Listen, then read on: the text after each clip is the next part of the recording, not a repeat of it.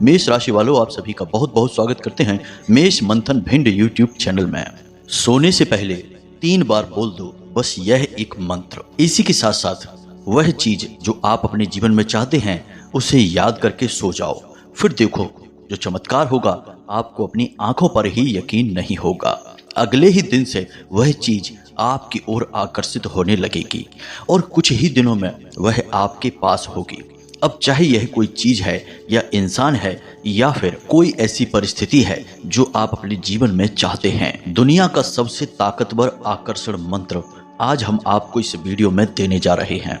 यह मंत्र अपने आप में स्वयं सिद्ध है और इसे आप सीधे ही बस कुछ साधारण से नियमों के साथ प्रयोग कर सकते हैं और इसके चमत्कार होते हुए अपनी आंखों से खुद देखेंगे आप। तो जयकारा बोलो माता रानी का, जगत माई महामाई माँ भद्रकाली की जय बोलो, माता रानी के सांचे दरबार की जय बोलो। दोस्तों, भगवान श्री कृष्ण गीता में कहते हैं, जो हुआ वह अच्छा हुआ, जो हो रहा है वह अच्छा हो रहा है और जो होगा वह भी अच्छा ही होगा। तुम भूत का पश्चाताप ना करो, भविष्य की चिंता ना करो, तुम बस वर्तमान में जियो, क्योंकि जीवन के आधे से ज्यादा दुख तो भूत के पश्चाताप और भविष्य की चिंताओं से उत्पन्न होते हैं। इसलिए प्रिय बंधु, हम सबको भगवान श्री कृष्ण के द्वारा दी गई इस सीख को अवश्य ही मानना चाहिए और भविष्य को और भूतकाल को एक तरफ रखकर वर्तमान काल में जीना चाहिए और वर्तमान में ही लगातार प्रयास करते रहना चाहिए, क्योंकि केवल एक यही समय तो है जिस पर हमारा पूरा नियंत्रण होता है। तो इसी प्रयास में आज के इस वीडियो में हम आपको जो एक विशेष सर्वशक्तिशाली आकर्षण मंत्र देने जा रहे हैं, तो इस मंत्र की मदद से आप अपनी हर मनोकामना को पूरी करवा सकते हैं और हर उस चीज को अपने जीवन में ला सकते हैं जिसके लिए आप अब तक तड़प रहे थे। अब चाहे वह किसी भी प्रकार की चीज हो, चाहे आप कर्जे से परेशान हैं तो आपको कर्जे से मुक्ति भी मिल जाएगी, चाहे आपको रुपए पैसे की तंगी है तो आपके जीवन में कहीं से भी आए, किसी भी प्रकार से आए, लाखों करोड़ों की दौलत भी आएगी। चाहे किसी का प्रेम पाना हो तो आपको सच्चा प्रेम भी मिलेगा और चाहे संतान सुख चाहिए हो तो वह भी आपको मिल जाएगा। कहने का मतलब यह है कि इस एक मंत्र में इतनी शक्ति है कि इसके प्रयोग से आप जो चाहे वह हासिल कर सकते हैं। तो अब आपके मन में यह प्रश्न तो अवश्य ही उठ रहा होगा कि आखिर ऐसा कौन सा यह मंत्र है और इस मंत्र में यदि इतनी शक्ति है तो हर इंसान इसका प्रयोग क्यों नहीं कर लेता है और सारे दुखों से मुक्ति प्राप्त कर लेता है, करोड़पति बन जाता है। तो प्रिय मित्रों, हम आपको बता दें कि यही तो माया का खेल है। श्रीमद् भागवत में भी लिखा है, बलवान इंद्रियः ग्रामो विद्वान समपकर्षति। इसका मतलब यह हुआ कि यह माया बड़े अजीब खेल खेलती है।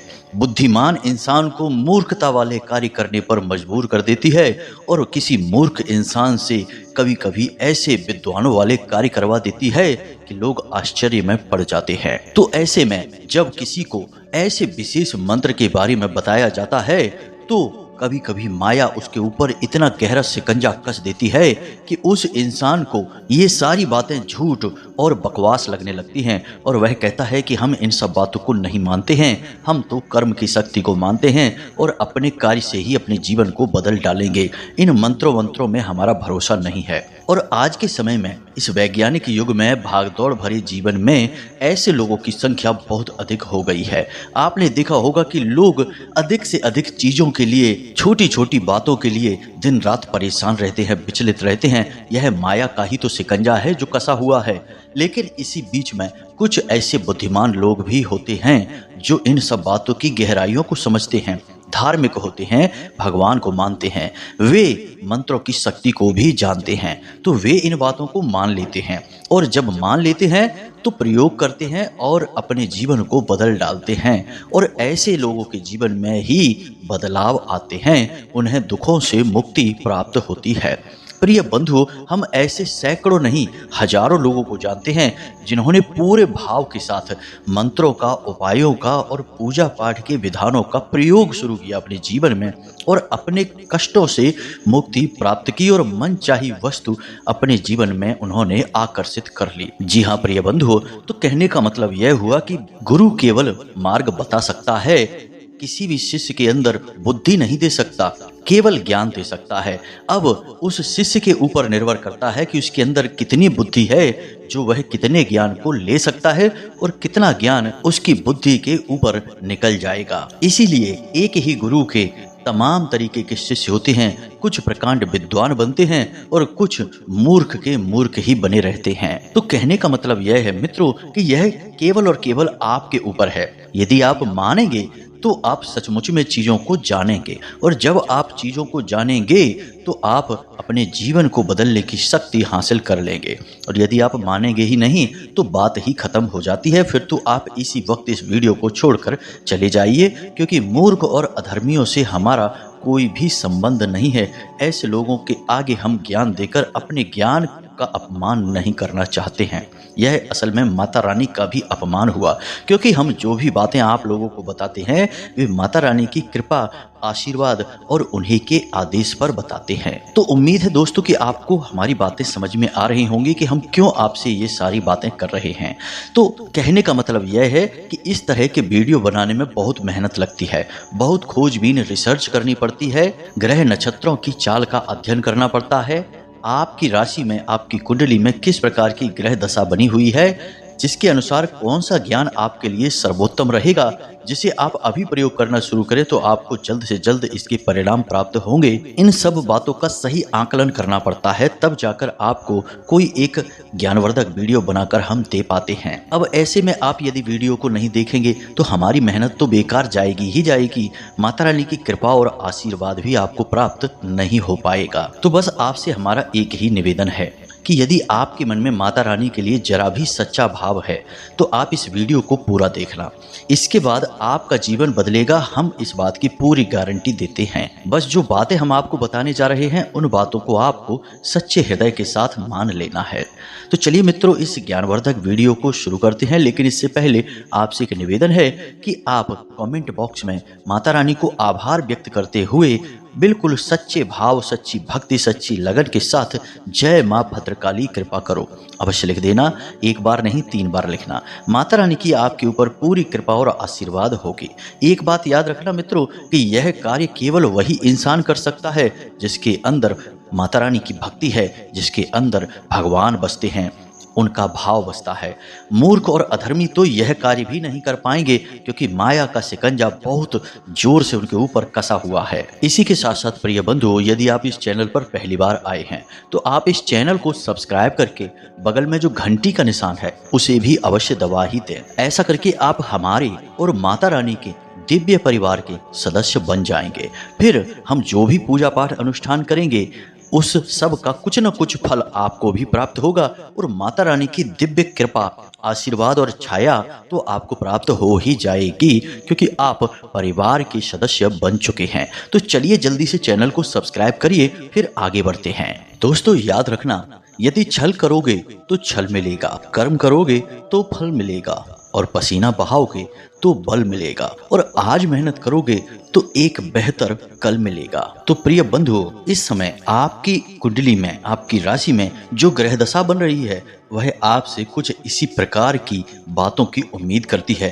कहने का मतलब यह है कि इस समय आपको जितना हो सके उतना मेहनत करनी है। चाहे आपके शरीर में कितनी ही थकान हो, चाहे आपके मन में कितनी ही निराशा हो, चाहे आपके आसपास रहने वाले लोग आपका मनोबल कितना ही तोड़ें, लेकिन आपको एक मंत्र याद रखना है कि आपको बस मेहनत करनी है और अपने कार्य को सर्वोत्तम तरीके से करना है। और ऐसा हम इसलिए कह रहे हैं क्योंकि अब शनि की चाल बकरी होने जा रही है, और शनि की बकरी चाल में आपको कुछ खास बातें हैं जिनका बहुत अधिक ध्यान रखना होगा। जी हाँ दोस्तों, 29 जून से आपके जीवन में कुछ बड़े परिवर्तन आएंगे। कुछ ऐसे होंगे जो आपको लाभ पहुंचाएंगे, लेकिन कुछ ऐसे होंगे जो आपको हानि भी अवश्य पहुंचाएंगे ही। अब शनिदेव की बकरी चाल है तो इसका मतलब यह है कि अब शनिदेव और अधिक शक्ति के साथ और गहराई के साथ आपका निरीक्षण करेंगे, आपके कर्मों का ध्यान रखेंगे। अब ऐसे में आपको यह याद रखना है कि शनिदेव के कुछ विशेष गुण हैं, जैसे कि धीमे चलना, आलस दिखाना, सुस्त रहना और शरीर के अलग अलग भागों में तरह तरह के कष्ट और पीड़ाएं देना, साथ ही साथ मन का भटकना भी। जब बकरी चाल होगी शनिदेव की तो ये सारे गुण आपके अंदर उत्पन्न हो जाएंगे। आपका मन अपने काम में नहीं लगेगा, तरह तरह की बातों में, तरह तरह की गतिविधियों में आपका मन विचलित रहेगा, अपने काम से ध्यान हट जाएगा। शरीर में कहीं ना कहीं लगातार दर्द और तकलीफ बनी ही रहेगी।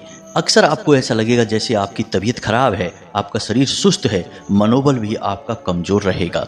लेकिन इन सब के बावजूद यदि आप सच्चे मन से अपना कार्य करते हैं, बिना परिस्थिति के, बिना अपनी शरीर की स्थिति के ध्यान दिए हुए, बस केवल और केवल सच्ची मेहनत और लगन के साथ अपने कार्य को करते हैं, तो फिर आपको जो सफलताएं मिलेंगी, जो कामयाबियां मिलेंगी, वे इतनी बड़ी होंगी कि लोग उनके बारे में सोच भी नहीं सकते हैं। असल में शनिदेव ये सब परिस्थितियां आपके जीवन में उत्पन्न करने के बाद चाहते यही हैं कि आप दिन रात मेहनत करें, इन सब परिस्थितियों से लड़ें और इनसे लड़ने के बाद और मजबूत हो जाएं, क्योंकि बड़ी सफलताएं उन्हीं को मिलती हैं जिनका मन बहुत मजबूत होता है, जो तन से बहुत अधिक मजबूत होते हैं। तो शास्त्रों में जो वर्णन मिलते हैं उनके अनुसार देखा जाए तो शनिदेव जो आपको ऐसे कष्ट दे रहे हैं, असल में वे आपको और मजबूत बना रहे हैं, क्योंकि आप यदि इन कष्टों से लड़कर बाहर निकलेंगे तो आपको स्वयं शनिदेव बहुत बड़ी बड़ी सफलताएं भी देंगे। जी हाँ मित्रों, अब एक बात और हम आपको बता दें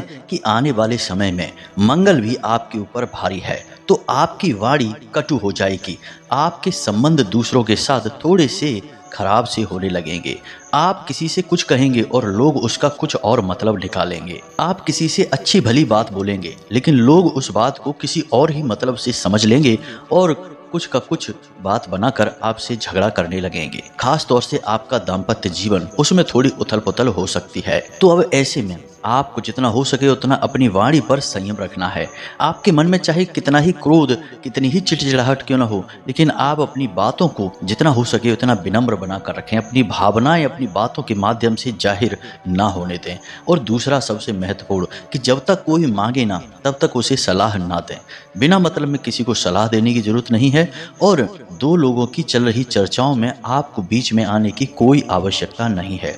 आप बस उन चर्चाओं को सुने और वहां से चले जाएं। यदि आप बीच में पड़ेंगे तो आप बिना मतलब में विवादों को आकर्षित करेंगे और नकारात्मक परिस्थितियों में घिर जाएंगे। इसी के साथ साथ मित्रों, आने वाले 7 से 8 दिनों तक आपको किसी से ना तो कर्जा लेना है और ना ही किसी को कर्जा देना है।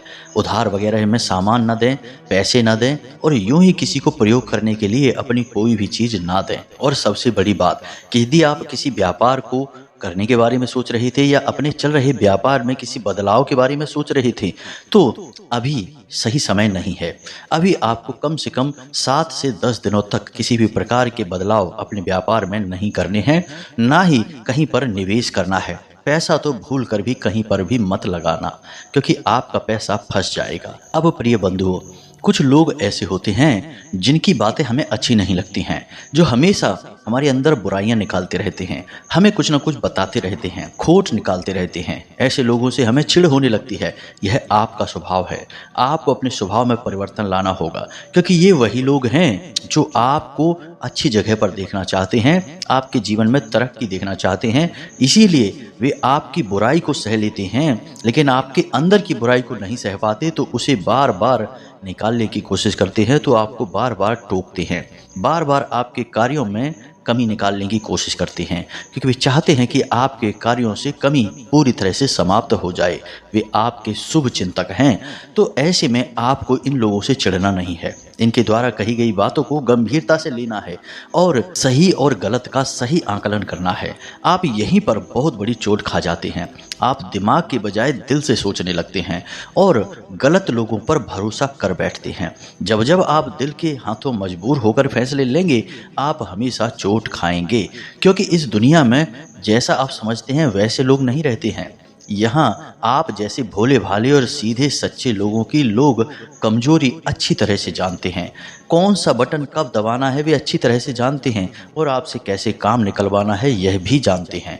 तो ऐसे में लोग आपकी भावनाओं से बड़ी चतुराई के साथ खेलते हैं और आपका उपयोग करके आपसे पीछा छुड़ा लेते हैं। कई बार आपके साथ ऐसा हुआ है, आगे भी ऐसा ही होता रहेगा जब तक कि आप अपनी आंखें नहीं खोलेंगे। तो ऐसे में जो आपके सचमुच में शुभ चिंतक हैं उनके बारे में आपको परवाह करनी है, और जो नकली वाले शुभ चिंतक हैं उनसे आपको दूरी बनानी है। अब सबसे महत्वपूर्ण बात कि आपको अपनी सेहत का विशेष ख्याल रखना है, खान पान पर विशेष नजर रखनी है, स्वाद के पीछे ना भागें, सेहतमंद चीजों का ही सेवन करें, अपने जीवन में थोड़ी सी कसरत, योग, प्राणायाम को भी शामिल करें।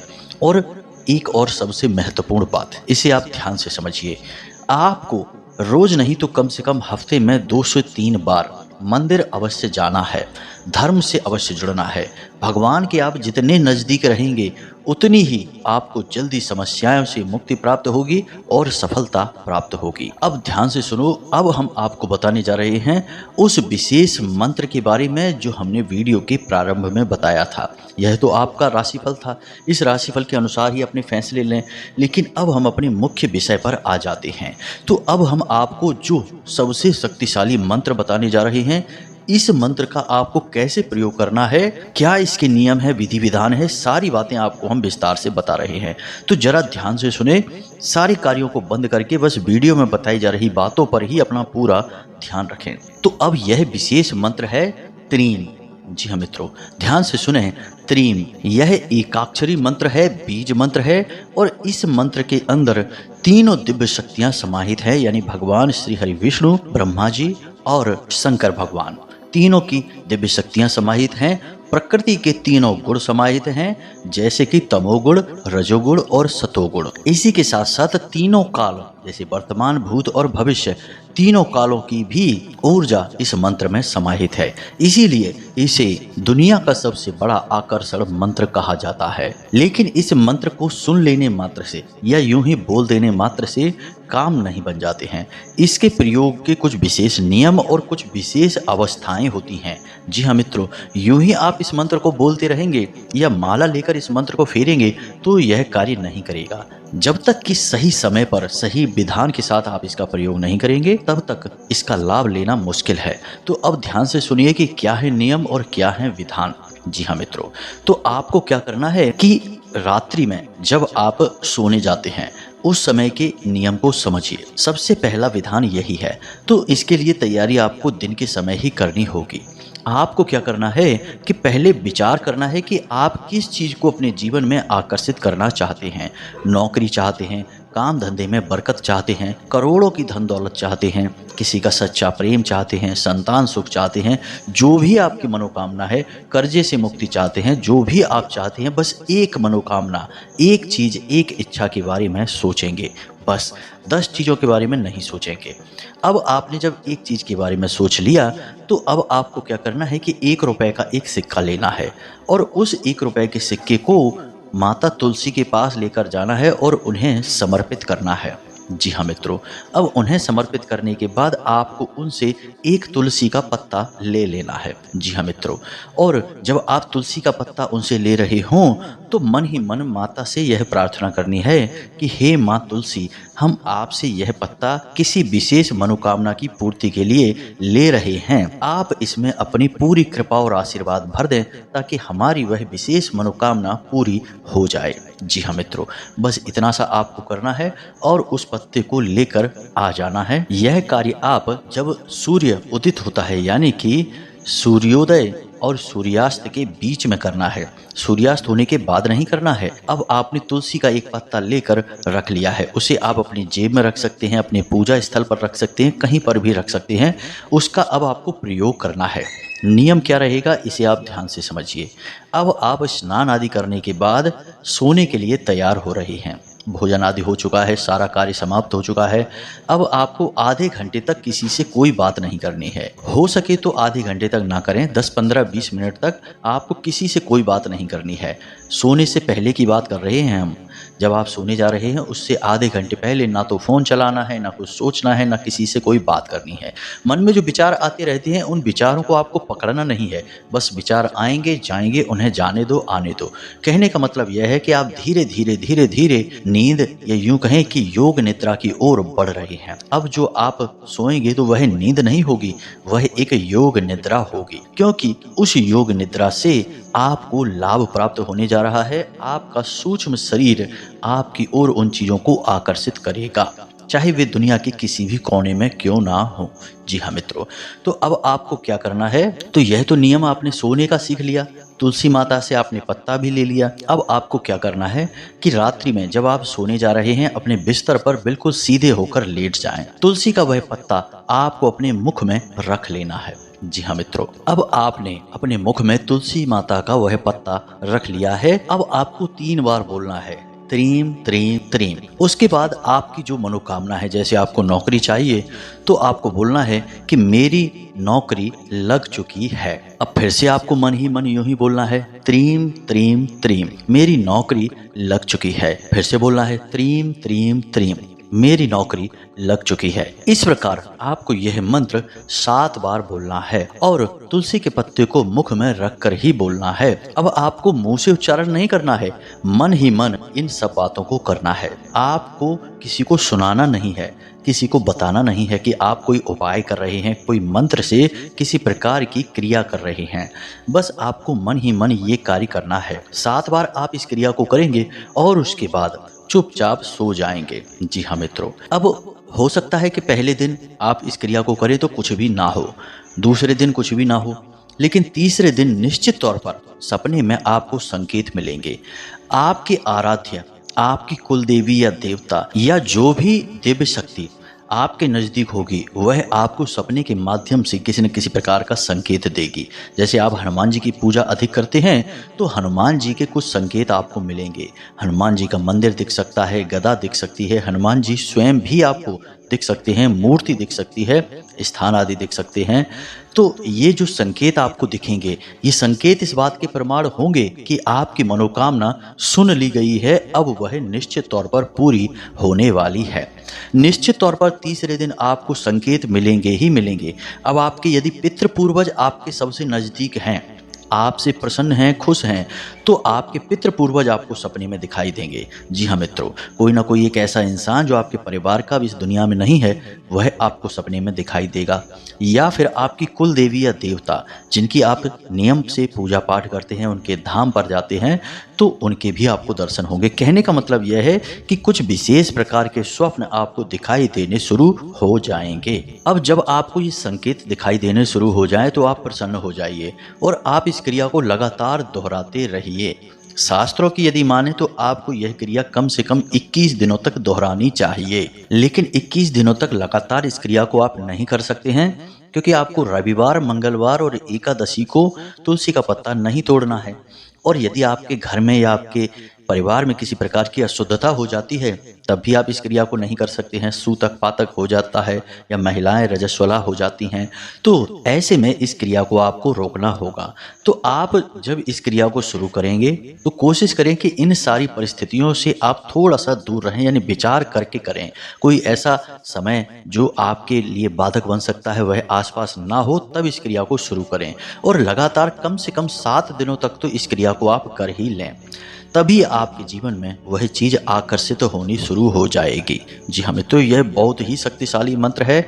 इसके जीते जागते प्रमाण हमने स्वयं अपने जीवन में देखे हैं और बहुत सारे लोगों के जीवन में भी इसका लाभ उन्हें दिया है। बस आपको इस चीज़ का बहुत ही भाव के साथ प्रयोग करना है। अब आपके मन में यह प्रश्न उठ रहा होगा कि वह 1 रुपए का जो सिक्का है उसका क्या करना है। तो आप वो 1 रुपए के सिक्के अगले दिन जो माता तुलसी के आपने पास रखा था, उस सिक्के को अगले दिन आप उठा लें और अपने पूजा घर में रख दें।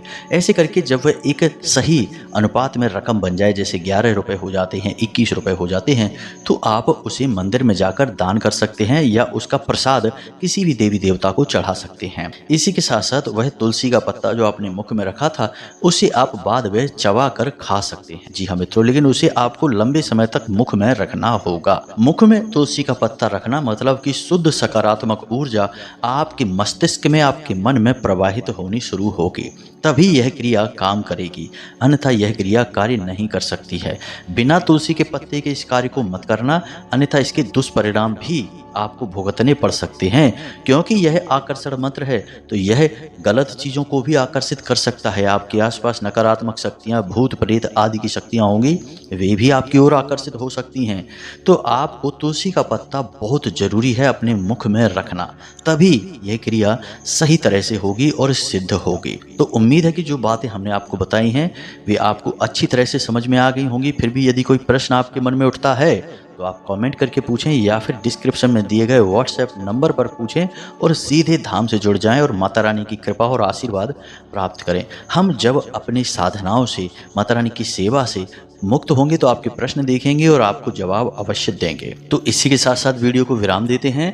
हमेशा हंसते रहें, मुस्कुराते रहें, सकारात्मक रहें। याद रखें कि माता रानी की पूर्ण कृपा और आशीर्वाद आपके ऊपर आ चुके हैं, तभी आपने इस वीडियो को यहाँ तक देख पाया है। तो सच्चे प्रेम और भाव से बोलो जय माई की, जय माँ भद्रकाली। माता रानी आपका कल्याण करेंगी। धन्यवाद।